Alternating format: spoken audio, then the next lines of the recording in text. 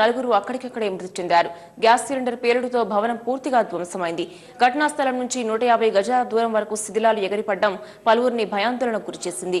భవనం చాలా మేరకు దెబ్బతింది. సమాచారం అందుకున్న పోలీసులు ఆ ప్రాంతానికి చేరుకున్నారు. మృతదేహాలను వెలికితీశారు. మృతులు రమణ, నిర్మల, రమణమ్మలుగా గుర్తించారు. మరో వ్యక్తిని గుర్తించాల్సి ఉంది. ఈ ప్రమాదానికి గల కారణాలను పోలీసులు పరిశీలిస్తున్నారు.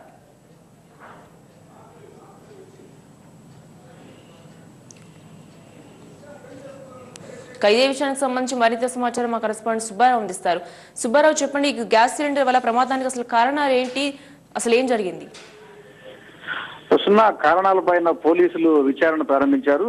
ప్రాథమికంగా ఉన్నటువంటి సమాచారం మేరకైతే కనుక తెల్లవారుజామున 7 గంటల నుంచి 7:30 గంటల మధ్యలో ఈ ఎవరైతే మృతి చెందినటువంటి కోరాడ రమణ ఉన్నారో రమణ ఇంట్లో వంట చేసేందుకు గ్యాస్ వెలిగించినటువంటి సమయంలో ఈ ప్రమాదం సంబంధించినట్టుగా కూడా సమాచారం వస్తా ఉంది.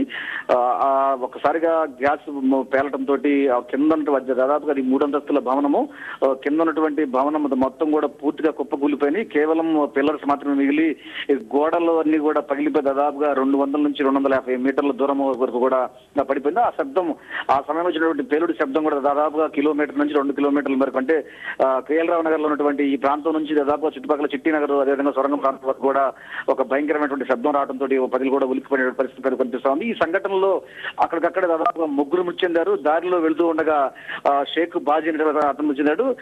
ఎవరైతే గ్యాస్ వెలిచే ప్రయత్నం చేశారో ఆ ఇంట్లో ఉన్నటువంటి 2 మృతి చెందగా ఆ పక్కింట్లో ఉన్నటువంటి కొండేటి రమణమ్మ అనేటువంటి వృద్ధులు కూడా మృతి చెందింది. మరో పక్క ఈ వెనుక పక్కన ఉన్నటువంటి గాయాలైనటువంటి వాళ్ళలో షేక్ బాజీ అతను ముంచారు. మొత్తం 4 మృతి చెందారు. 4 మృతదేహాలు కూడా పోలీసులు గుర్తించారు.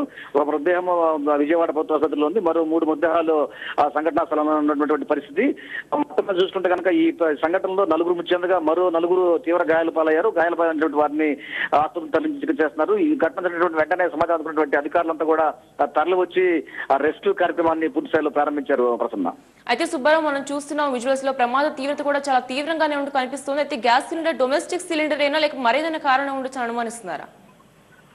Prasanna, domestic cylinder. ఈ డొమెస్టిక్ సిలిండర్ ఇంట్లో ఉన్నటువంటి వాడే గృహావసరాల సిలిండర్ కావడంతో ఆ సిలిండర్ పేలిందన్నారు. అయితే పూర్తి స్థాయిలో విచారణ చేసిన తర్వాత మాత్రమే ఇది సంబంధించినటువంటి వ్యవహారం పూర్తిగా కూడా అధికారులు వెల్లడించగలుగుతారు. ఎందుకంటే సంఘటన వెంటనే అధికారులు ఘటనస్థలం చేరుకున్నప్పటికీ కూడా ఈ ప్రాథమికంగా మాత్రం గ్యాస్ సిలిండర్ పేలుదని చెప్తున్నారు. Prasanna, right, thanks for update Subbarao. ఇక మొత్తానికి విజయవాడలో విషాదం చోటు చేసుకుంది. ఒక ఇంట్లో గ్యాస్ సిలిండర్ పేలడంతో సుమారు 4 అక్కడికక్కడే మృతి చెందారు. మరో 4 కూడా తీవ్ర గాయాలైన పరిస్థితి. అయితే దీనికి సంబంధించి గ్యాస్ సిలిండర్ పేలుడుకు సంబంధించి పోలీసులు కూడా కారణాలను అన్వేషిస్తున్నారు.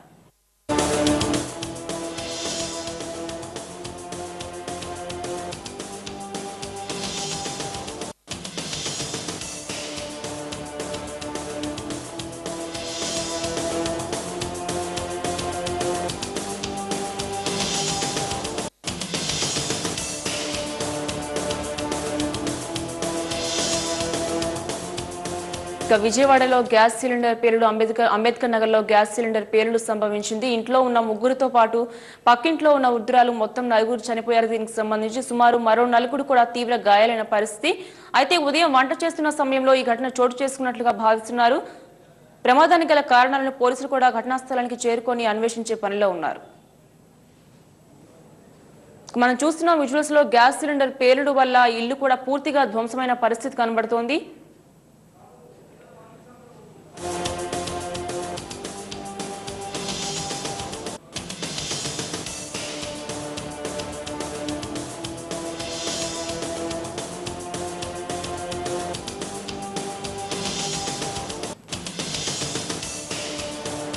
మనం చూస్తున్న విజువల్స్ లో విజయవాడ అంబేద్కర్ నగర్ లో తీవ్ర విషాదం చోటు చేసుకుంది. గ్యాస్ సిలిండర్ పేలడం వల్ల గ్యాస్ సిలిండర్ పేలుడు ధాటికి ఇల్లు మొత్తం పూర్తిగా ధ్వంసమైంది. సుమారు 4 కూడా అక్కడికక్కడే మృతి చెందిన తెలుస్తోంది. అయితే మరో 4 కూడా తీవ్ర గాయాలైన పరిస్థితి ఈ పేలుడు వల్ల.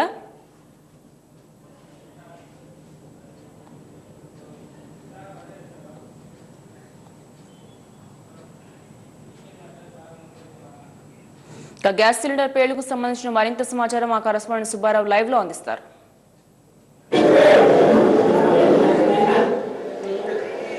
విజయవాడ నగరంలో పొద్దున్నే ఒక తీవ్రమైనటువంటి విషాదం నెలకొంది. ఈ రోజున తెల్లవారుజామున 7 గంటల ప్రాంతంలో విజయవాడ పాత బస్తీ ప్రాంతంలో ఉన్నటువంటి చిట్టి నగర్ కేరళ నగర్లో గ్యాస్ సిలిండర్ ప్రాంతంలో ఒకసారి దాదాపుగా భయంకరమైన సంఘటన. దాదాపుగా 4 చెందారు ఈ సంఘటనలో. ఇక్కడ నలుగురు మృతి చెందినటువంటి పరిస్థితి.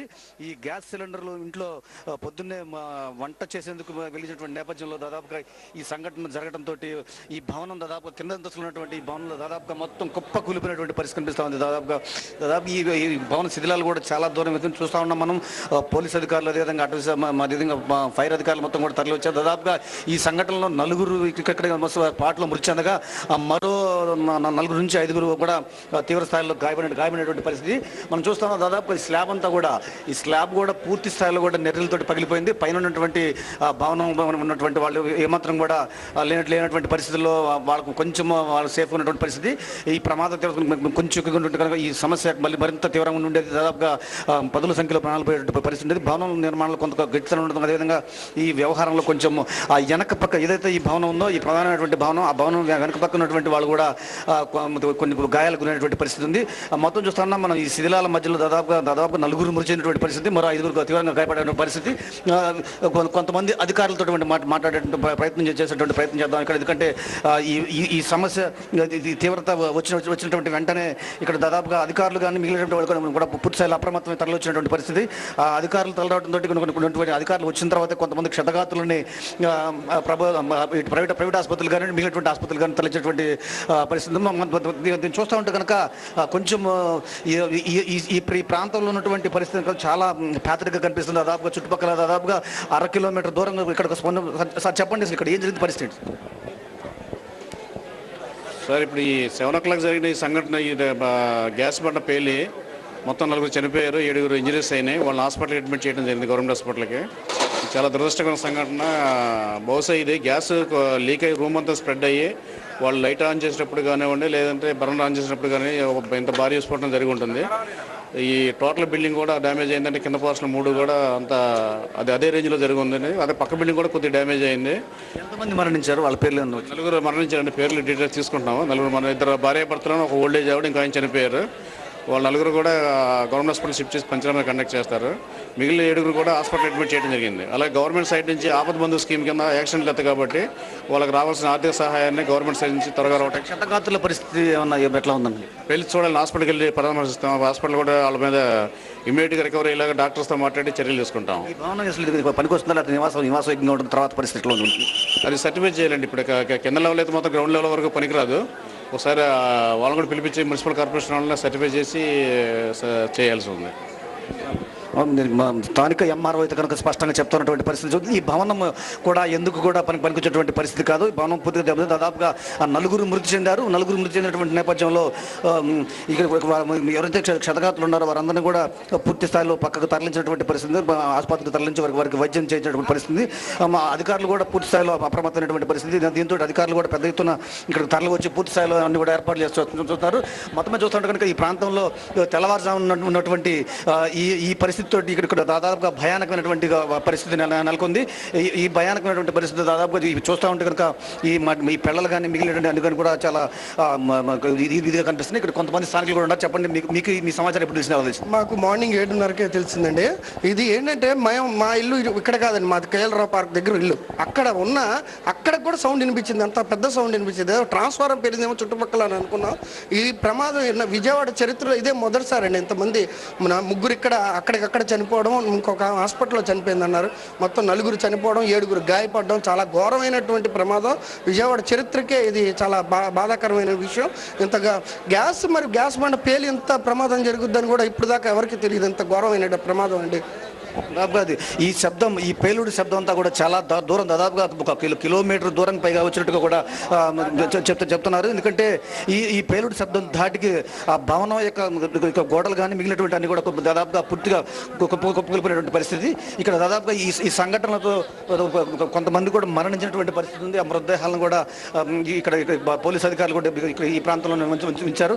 ఎందుకంటే ఈ మృతదేహాలను తరలించేటువంటి విషయంలో అనేక నిబంధనలు ఉన్నటువంటి నేపథ్యంలో ఖచ్చితంగా కూడా ఇదంతా కూడా ఇక్కడ ఉన్నటువంటి పరిస్థితి. మొత్తం చూసుకుంటే కనుక ఈ దాదాపు ఈ సంఘటనలో దాదాపుగా 3 మరణించడం అనేది చాలా చాలా చాలా బాధాకరమైనటువంటి సంఘటన కనబడుతుంది. ఈ ప్రాంతంలో కూడా తీవ్ర విషాదం నెలకొన్నటువంటి పరిస్థితి కనిపిస్తూ ఉంది. మనం చూస్తూ ఉన్నాం ఈ సంఘటనలో ఎవరైతే మృతి చెందినటువంటి వాళ్ళని చూస్తూ ఉన్నాం. చాలా బాధాకరంగా ఉంది. తెల్లవారుజామున పొద్దున్నే నిద్రలేచి తమ ఇంటిలో ఉన్నటువంటి కార్యక్రమాలు ప్రారంభించినటువంటి నేపథ్యంలో ఈ ఘటన జరగడంతో మహిళలు ముఖ్యంగా చూసుకుంటే కోరాడ రమణిత కనుక తన ఇంట్లోనే సంఘటన జరగడంతో ఇక్కడ చాలా హృదయ విదారకమైనటువంటి పరిస్థితి నెలకొంది.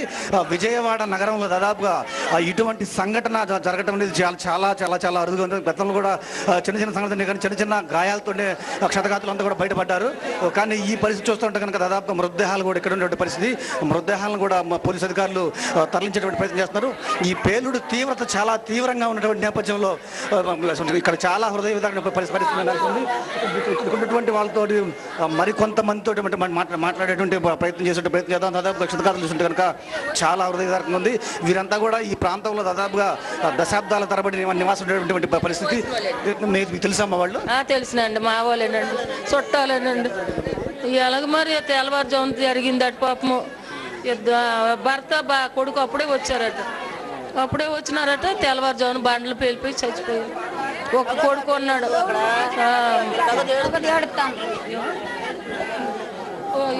ఇచ్చారో తెలియదట. బండ నీకైపోయి కాలిపోయిందట. గ్యాస్ మొత్తం చూసుకుంటే కనుక గ్యాస్ లీక్ కావడంతోనే ఈ సంఘటన జరిగింది అనేటువంటి విషయాన్ని మాత్రం అయితే కనుక స్పష్టంగా కూడా చెప్తున్నటువంటి పరిస్థితి. అయితే గ్యాస్ లీక్ రాత్రి అయిందా లేదంటే సంఘటన సమయంలో అయిందని అనేది మన విషయం మాత్రం అధికారులు తమ విచారణలో తేల్చినటువంటి పరిస్థితి కనిపిస్తుంది. అది చూస్తూ ఉంటే కనుక మొత్తం మనం భవనం చూస్తూ ఉన్నాం. ఈ భవనంలో దాదాపుగా పాక్షికంగా కావచ్చు, పూర్తిగా కావచ్చు, ఈ భవనం ఇక నిరుపయోగమైనటువంటి పరిస్థితి కనిపిస్తూ ఉంది. ఎందుకంటే పేలుడు తీవ్రత ఉంది. స్లాబ్ కూడా పూర్తిగా పగిలిపోయినటువంటి పరిస్థితి ఉంది. ఈ భవనంలో నివాస పరిస్థితి లేదు. అంటే గ్యాస్ సిలిండర్ పేలుడు తీవ్రత చాలా ఉంది. దాదాపుగా అది రాత్రి అంతా కూడా ఆ గ్యాస్ లీక్ అయ్యి ఉండొచ్చు. ఎందుకంటే గ్యాస్ లీక్ అయినటువంటి నేపథ్యంలోనే ఒకసారిగా ఇంత ప్రమాదం జరిగే అవకాశం ఉంది. సాధారణంగా కనుక గ్యాస్ అప్పటికప్పుడు లీక్ అయితే కనుక అది కొంచెం చిన్న బర్న్ మంట మాత్రమే వస్తుంది, లేదంటే వచ్చే పరిస్థితి. మొత్తం తీవ్రత చాలా తీవ్రంగా ఉంది అంటే కనుక ఖచ్చితంగా రాత్రి అంతా కూడా గ్యాస్ లీక్ అయ్యడం, లేకపోతే రాత్రి గ్యాస్ కట్టేయకపోవటం, లేదంటే గ్యాస్లో లీకేజ్ సిలిండర్ లీకేజ్ ఉన్నటువంటి పరిస్థితి మొత్తం చూసుకుంటే కనుక విజయవాడలో ఇది కనుక చూసుకుంటే కనుక ఈ సంఘటన అంతా కూడా చాలా పాతగా కనిపిస్తుంది. దాదాపు తెల్లవారుజాము నుంచి 7 గంటల ప్రాంతం సంఘటన ఇప్పటికీ కూడా విజయవాడ వాసులు కానీ చుట్టుపక్కల వాళ్ళు కానీ పూర్తిగా తిరగలేకపోతున్నారు. కిలోమీటర్ దూరం పైగా రావటం, దాదాపుగా 4 మరణించడము, మరో 4 తీవ్ర గాయాల పాలై ఆసుపత్రి